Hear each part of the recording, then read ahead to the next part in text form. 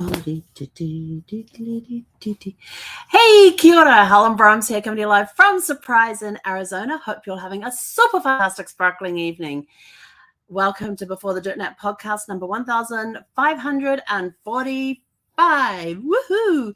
Genealogy and family history resources. This is a great question that I get asked a lot. What are some resources that I can use?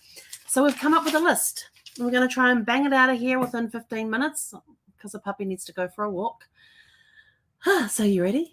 Here we go. So you have online databases like Ancestry.com, which does have a subscription that is required, FamilySearch.org, which is free, MyHeritage.com, which offers DNA testing in addition to accessing all the historical records and everything, and subscription is required, and Find My Past. This one specializes in UK and Irish records.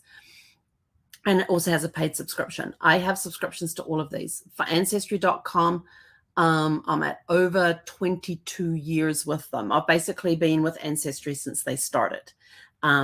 Before they were a subscription, I started with them before they became a subscription site. And then once they became a subscription site, I signed up for the biggest package that they have. And I still have that package today. And even though they keep adding more stuff in, it gets added to my package because I'm grandfathered in, because there's stuff that I get that some people don't get when they sign up for the same name package today. So I have the whoopee doo one. So those are your online databases. They are great. You do have to be careful. They do have access to a lot of official records and everything else. But something like FamilySearch.org, you do have to be careful when it comes to the trees, because there are some of the trees they have on there that anybody can go in and edit. And I have come across people who have gone in and edited my tree with no explanation as to why they made the change. If you make a change on somebody's tree, back it up, put the source in there. That is key. You have to put the source in there, and the explanation as to why you're making that change. I had somebody who started up a tree, and they had my brother-in-law as being deceased, which he was not, very much alive. And when I contacted her and said, "Who are you? What are you doing? How are you related to the family?" And she's like, "Oh, I'm not related at all. I'm just the best friends of one of the brothers," and named the brother. And I'm sort of like, great. All the information you have in the tree is incorrect. And she basically said, "Well, I just got on there and I just started clicking." Yeah, that's not how you do research. And so I told her that I was a professional genealogist, and one of the things we have to do is verify our sources and verify that the information that we are getting and putting into that tree is correct. Putting in false information can be misleading. I have another one where I'm doing a research for a client, and where it's got when you're on Ancestry, one of the hints is that you go and look, it brings up other trees that mention the people that are in your tree. I shouldn't say never. I used to accept those, but very early on, I learned that they are not always correct. So I have stopped accepting them as facts for my trees that I'm researching. I do use them, though, for maybe helping me look in a different direction. So I use them as a resource to maybe lead me to another direction. And sometimes I will go into their sources and go, okay, that's like totally out of whack. Where did they get that information from? And they may not have any sources. So like, okay, well, they made that one up, type of thing. But then you also get in there and you find like one of them, for a client I was doing research for, they had the right first name for the husband. But the problem was this was a marriage registration. And it looked like it could be the right person, but he was 12 years old when he got married. And I'm like, something ain't right there. That is not the right record. That cannot be that person. It had the right father's name in there, but the mother's name was different. And I already know through the research that who his mother was. And so it had a different mother's name there. And so I was sort of like, okay, well, we're wiping that one out. And when people do other trees and they come up as hints in like Ancestry, they are good resources. They can be good resources for helping point you in the right direction. Do not accept them. Do your own research. Verify your own records. And it's the same with any site. Verify your own records. If you see some information there that's in somebody else's tree, you think, oh, well, that's my one, click. You could end up with all sorts of people in your tree. I had one, I was horrified. I had to go back and undo everything. And it was a lot of work. But I had one time in my own tree where they ended up, and I knew that this couple had 10 children. I had found all of their birth records. I had verified all the information. There were no other children in this marriage, which have been verified through different sources, through birth records, through baptismal records, through census records, through obituaries, through wills. There had been a lot of documentation where they had listed who the children were. And even on the death certificate that I found, it had the number of children that the woman had, and she'd only been married once. He had only been married the once. They're both bachelors and spinsters when they met and got married. And on her death certificate, it had how many pregnancies did you have and how many survived. And everything all lined up beautifully. Everything from birth records, baptismal records for all the children, the census reports, the death certificate of the mother, the obituaries for the mother and the father had all their children listed, even those that had predeceased them as well. So we had the death certificate. We had copies of death certificates that had both parents' names on there as well for any children that had passed. So we had locked in the number of children, and there was like 10 children involved in this. Find this other tree. It's like, oh, yeah, this has all the same information. Yep. And I'd already gone through and verified the siblings of the parents as well. So the mum and dad, I had their siblings as well. And when I was looking at this tree, it had listed all of their 10 children with all the same dates, all the same information, looking at the sources. Yep, everything looked good. And so I accepted the tree. And then it ended up putting in like 20 different siblings on, not on both sides, but between both sides, there was 20 siblings. And I'm like, yeah, no. There was meant to be 5 on the dad's side and 7 on the mother's side. So the mother was one of 8. The father was one of 6. Yeah, 6. And they had 30 siblings between the two of them. And I'm sort of like, yeah, this is not correct. I then had to go through and undo that entire merge that I put, and it had that the parents had been married 2 or 3 times. And I'm like, yeah, no, they hadn't. I don't know where this person got the information. So after I did that and the headache of having to go through and remove all the incorrect information, I vowed and declared I would never accept another tree as a hint. I would use it as a resource, but I wouldn't accept it into my tree because you don't know what other hidden stuff is there. And it can end up screwing up your tree. So be cautious of that. Be cautious of merging with other trees, and that unless you know for absolute certain that this person has everything absolutely correct in their tree, like it absolutely matches yours or something like that, or it's definitely, you've seen all of their research and everything else. Just as a caution. Other resources you can have are libraries and archives, like national archives, state archives. You can even have county archives. They can go down to parish levels or town levels. You've got local libraries.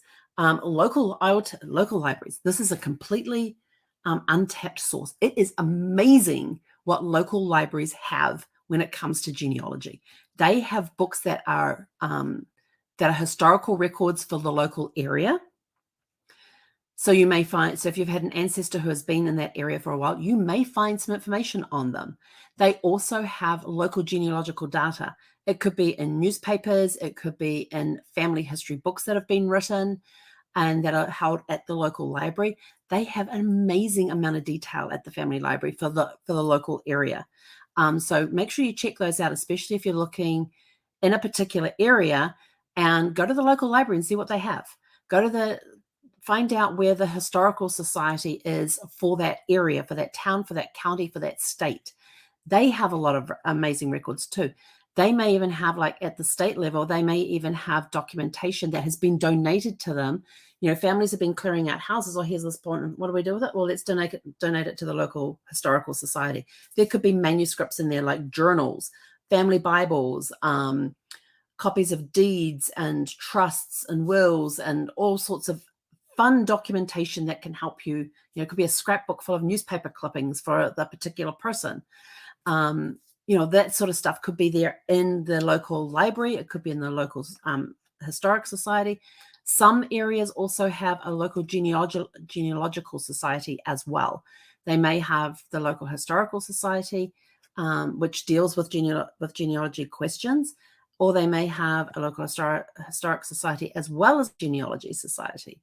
And in some places, you will find family history groups for that local area. So if you'll search, and they are a great resource in that if you have to have somebody there to go and view documentation, because sometimes there's documentation that is held in a library, but because of the copyrights, they cannot copy it. It has to be viewed in person. So you could have somebody that has to go, you give them what you're looking for, they go down to the local library, the local historic society area, anything, they go and have a look at those records for you and transcribe out the records and send you back the information. So there's that. You've got a lot of social media can help you as well.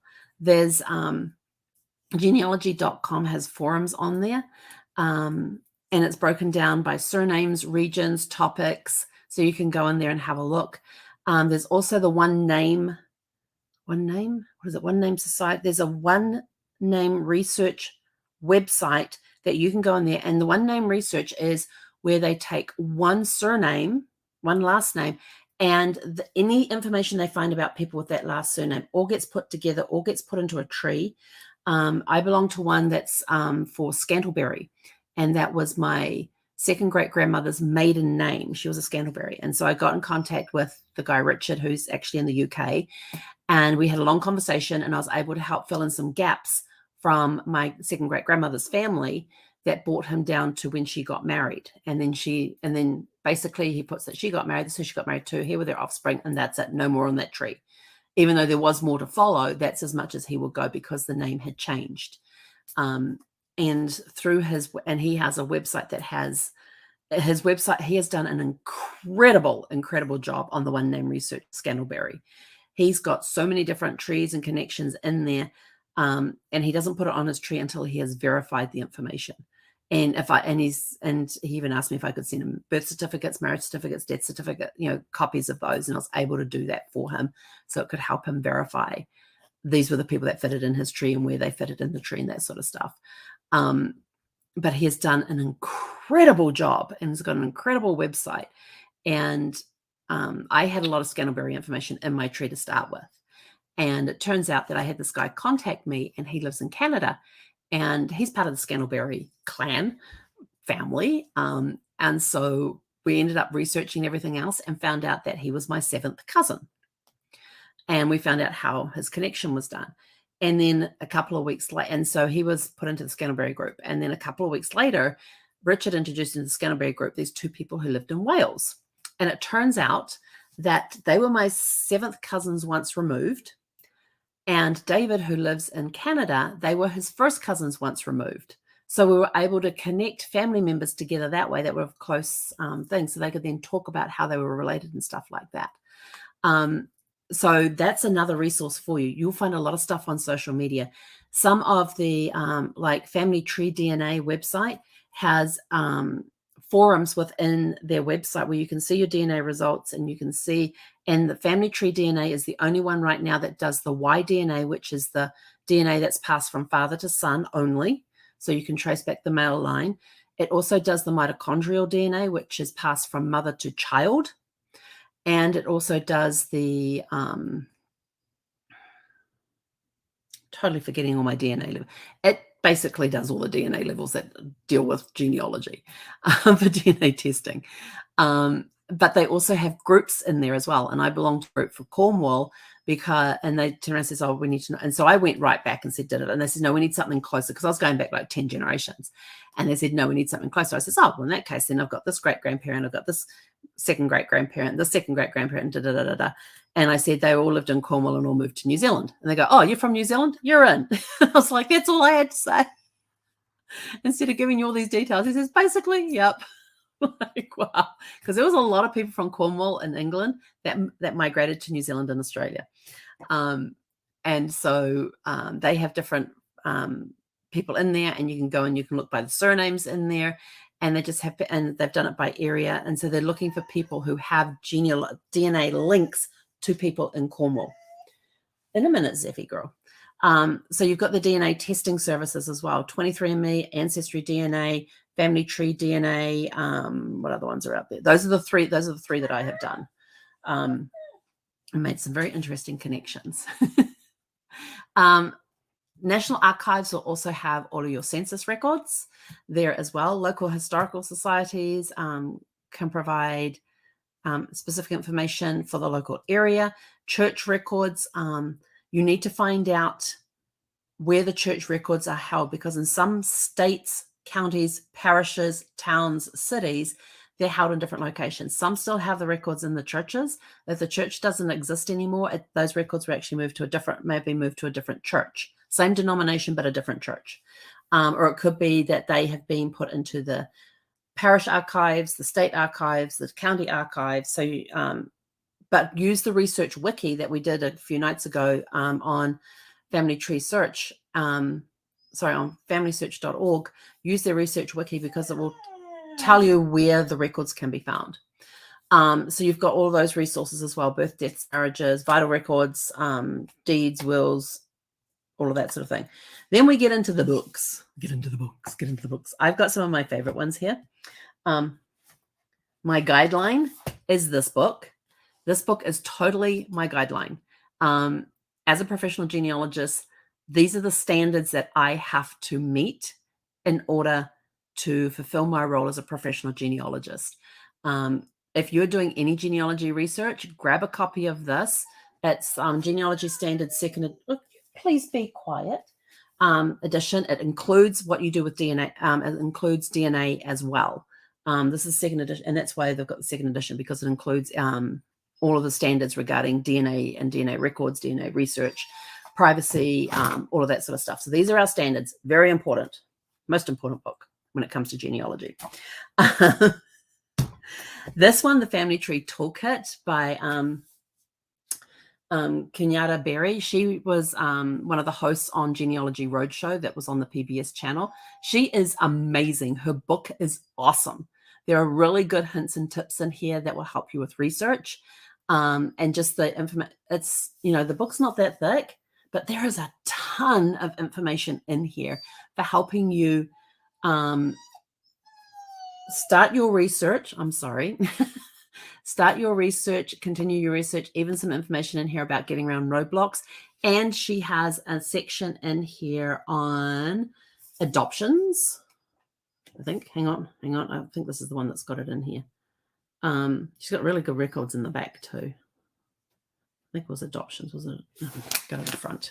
Go to the index. Go to the table of contents. So in here, it has all about starting at different records, different things that you can go through. She also has some information in here on ethnic ancestry, like African American history, transatlantic slave trade, domestic slave trade, Reconstruction, researching free people of color, the Caribbean, Native American ancestry. She covers a little bit on Europe as well, on the European thing, like Irish, English, Italian, Germany, and Jewish. And she also has a chapter here on adoption research. And then she's got some stuff on DNA. And then she has in her appendix, there's a whole list of different resources there, including websites. See, even here, she's got here like National Archives and Records Administrative Facilities, State Archives and Historical Societies, Vital Record Offices, and additional research resources. Awesome book. This is one of my, I still refer to it. This book. Actually, I'll come to that one in a minute. This one here is like the best book that I have read on DNA testing and genetic genealogy. This one I actually had to use for my class last year. Actually, I'm coming up on, it's almost been a year since I completed that class, so I can now go and enroll for the second class. Yay! The idea of doing the first class is they want you to have a gap between the first class and when you do the, trying to remember what the qualification is called. Genealogy certificate, I think it is. It's done through Boston University. So in my first class, the last week, week 7, was all about DNA. We got a 2-week class crammed into 1 week. It was fascinating. It was incredible. This book, I absolutely love. I've got other books on DNA for genealogy and all of that. This is written in plain English that even my scatterbrain brain can comprehend and understand, and all of that. They even put in here different. They have colored charts in here, and if anybody knows me, they know I love colored things in here. So they have pretty colored pictures in here with graphs and things. But I will tell you, it is. Oh, where'd that one go? Oh, autosomal. That's the one I was trying to think of. The autosomal. This even shows you how DNA is all matched up and inherited and things. It's really cool. She has some really good. There's some really cool. But this book, this one is by Blaine T. Bettinger. Awesome book. It's very simple to read, but full of a ton of great information. This one here I have only cracked a few times, but this one here is one of these vital books that many people hate having to do it. But if you are publishing any of your work if you're publishing any genealogy research, family history, and all of that, you have to cite your sources. And this book, Evidence Explained, takes you everything from citing history source of artifacts to cyberspace. It's got everything in there.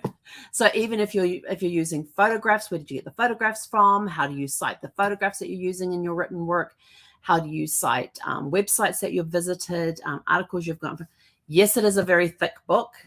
It is a heavy book, but it has everything that you need in here to cite a source if you are doing any type of writing to explain.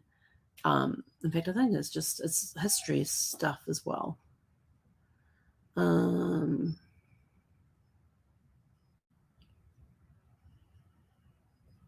Yeah, so this has everything in here as far as history goes. Evidence Explains, cites the sources. Brilliant book by Elizabeth Shawn Mills, sorry. And it's got a quick start guide in the middle, in the front here. But this evidence analysis map, you will also find in this book as well. Because you have to explain where you get the evidence from, what source is it? Is it primary? Is it secondary? Is it informative? Is it evidence? So it gives you the differences between all of those. But everything, if you want to know how to, let's see, if you wanted to know how to cite church records, it's in here. If you want to do census records, it's in here. National government records, it's in here. Archives and artifacts, it's in here. Books, CDs, maps, leaflets, and videos, legal work and government documents, periodicals, broadcasts, and web miscellanea. It's all in here, everything. And it just, business and institution records, cemetery records, census records, it's all in here. Anything that to do with genealogy and you need to source it, how to do it is in here. It's a fascinating reference book. All right. And then my last one is this one by Marsha Hoffman Rising, The Family Tree Problem Solver. This is really cool. If you're trying to find that elusive ancestor, it gives a lot of different recommendations for getting around roadblocks and things, different resources that you can use. If there's there'll probably be resources in there that aren't in some of the other books that we've got there. Methods for finding ancestors who lived before 1850. Ideas on how to find vital records before civil registration. So around the world at different times, there's a certain date in different countries. Everybody was different, where they mandated that births, deaths, and marriages had to be registered. Before that time, what do you do? This book helps you with that. In fact, there's also some in Kenyatta's book as well. Let's see, tips for finding missing ancestors on census. Now, this one is absolutely hilarious because you got to figure out different ways that because you got to remember, the census is writing down what they hear. So if you have a last name, they will spell it how they think it should be spelt unless they asked the person to spell it for them. Now, it could be the person may have been illiterate and didn't know how to spell their name, so the census had to guess how it was spelled. When it came to having foreign last names that were not very common, that were like from a different country or something, then the guesswork really was in there. But yeah, I've found some ancestors with some very interesting spellings on their last names. But the only way I knew it was because I had the census before and the census after, so I knew who was in that household. I knew around the area that they were living. I had other documentation that backed up what area they were in at the time the census was taken that I couldn't find them from. So by being able to use different techniques and stuff that's in this book, I was able to go and find them and do it that way. So those are just some of the resources that are out there for genealogy. There's a whole bunch of other ones out there as well. That's just a tiny few. If in doubt and you want to find something, go ask a librarian at the local library. Find the local historical society and go and ask them. Meetup is another great way that you can meet other people who are doing family tree research in your local area. Look to see if there is genealogy societies for your state. For you. Like I belong to the Georgia Genealogical Society. I belong to the one in Utah. I belong to them. I belong to what's the other ones I belong to? I just got them in states where I like the Georgia one I belong to simply because it gives me discount every time I go to the International Genealogical and Genealogy and Historical Research classes that they have every year. Plus they have really cool books that come out, magazines that come out each month or every quarter. National Genealogical Society is another great one. That is a membership. They have great resources. They have training classes in there. They have classes that are included in your membership where you can do free training and stuff like how to do research, where to go, and that sort of stuff. They even have a shop of different types of books that are on different states that you're researching as well that will give you resources for that state, which is very similar to what you find on Research Wiki. But I think they also have different details. So between the two, you'll get the whole state covered. What else is in there? And then they have the magazines. So each historical society has, genealogical society has magazines that they put out either monthly, quarterly, every other month, 6 times a year type of thing. And the reason I like getting those is because they always have really cool articles to read. Somebody will write a paper that gets submitted to one of these magazines and you're following along on how they did their research. Basically, they tell the story of this person. They have all the sources are listed and basically you've been taken on a journey of this person's life, and interwoven in there is how they came across this information. What did they do to find that information? How did they stumble across it in some cases? So there's a lot of really good resources out there. Check for your state to see what genealogy societies that they have. Some of them offer classes throughout the year, which is included in your membership. So they're always worth checking out as well, or they're included at a discounted rate. But genealogy societies, whether they are state or national, are always a good. Like New Zealand has New Zealand Genealogy Society in New Zealand. I belong to that as well. You never know. You never know who you're going to meet at these societies. There's the Huntingdonshire Family History Society. Huntingdonshire no longer exists as a county in England. It's been merged with Cambridge, and the Shire got taken off Cambridge as well. So Cambridge, Huntingdonshire are all now in that same area.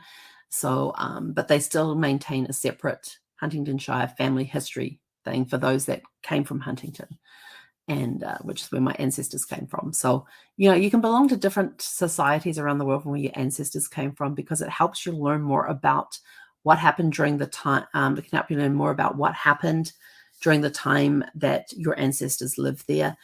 They may have records that you cannot get access to. They may be able to go and get access to records for you if they're records that cannot be copied and sent.